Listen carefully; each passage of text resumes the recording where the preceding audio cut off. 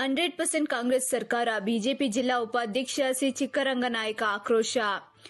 ವಾಲ್ಮೀಕಿ ಅಭಿವೃದ್ಧಿ ನಿಗಮದ 187 ಕೋಟಿ ಹಣವನ್ನು ಒಂದೇ ಬಾರಿಗೆ ಲಪಟಾಯಿಸಿದ್ದಾರೆ. ರಾಜ್ಯ ಕಾಂಗ್ರೆಸ್ ಸರ್ಕಾರ 100% ಸರ್ಕಾರ ಎಂದು ರಾಜ್ಯ ಸರ್ಕಾರದ ವಿರುದ್ಧ ಬಿಜೆಪಿ ಮೈಸೂರು ಜಿಲ್ಲಾ ಉಪಾಧ್ಯಕ್ಷ ಹಾಗೂ ಮಾಜಿ ಜಿಲ್ಲಾ ಪಂಚಾಯಿತಿ ಸದಸ್ಯ ಸಿ ಚಿಕ್ಕರಂಗನಾಯಕ ಗುಡುಗಿದರು. ನಂಜನಗೂಡು ನಗರದಲ್ಲಿ ಶನಿವಾರ ಮಧ್ಯಾಹ್ನ 12 ಗಂಟೆಗೆ ಮಾತನಾಡಿದ ಅವರು, ರಾಜ್ಯದಲ್ಲಿ ಆಡಳಿತ ಯಂತ್ರ ಕುಸಿದಿದೆ. ದಲಿತರು ಮತ್ತು ಹಿಂದುಳಿದವರ ಹೆಸರು ಹೇಳಿಕೊಂಡು ಬಂದ ಕಾಂಗ್ರೆಸ್ ಸರ್ಕಾರ ಇಂದು ದಲಿತರಿಗೆ ಮತ್ತು ಹಿಂದುಳಿದವರಿಗೆ ದ್ರೋಹ ಬಗೆದಿದೆ.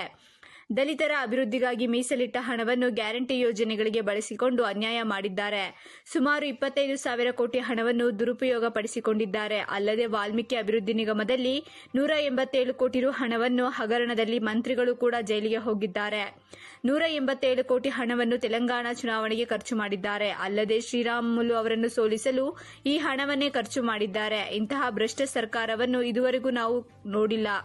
ಈ ಕೂಡಲೇ ಮುಖ್ಯಮಂತ್ರಿಗಳು ಮತ್ತು ಉಪಮುಖ್ಯಮಂತ್ರಿಗಳು ರಾಜೀನಾಮೆ ನೀಡಬೇಕು ಎಂದು ಆಗ್ರಹಿಸಿದರು. ಕೂಡ ಕಣ್ಣಾಕಿ ಇವತ್ತು ಅದನ್ನ 187 ಕೋಟಿ ಹಗರಣವನ್ನು ಮಾಡಿದ್ದಾರೆ. ಇದರಲ್ಲಿ ಮಂತ್ರಿನೂ ಕೂಡ ಜೈಲಿಗೆ ಹೋಗಿದ್ದಾರೆ. ಅವರೆಷ್ಟು ಇದು ಅಂದ್ರೆ ಹಗಲು ದರೋಡೆ ಮಾಡ್ದಂಗೆ ಮಾಡಿದ್ದಾರೆ. 187 ಕೋಟಿ ಹಣವನ್ನು ಕೂಡ ಇವತ್ತು ತೆಲಂಗಾಣ ಎಲೆಕ್ಷನ್ಗೆ ಹೋಗಿದೆ, ಎಲೆಕ್ಷನ್ ಖರ್ಚು ಮಾಡಿದ್ದಾರೆ. ಮತ್ತು 20 ಕೋಟಿ ಅಲ್ಲಿಂದ ಬಳ್ಳಾರಿ ಎಲೆಕ್ಷನ್ ಶ್ರೀರಾಮುಲು ಅವರನ್ನು ಸೋಲಿಸಕ್ಕೆ ಅದನ್ನ ದುರುಪಯೋಗಪಡಿಸಿದ್ದಾರೆ.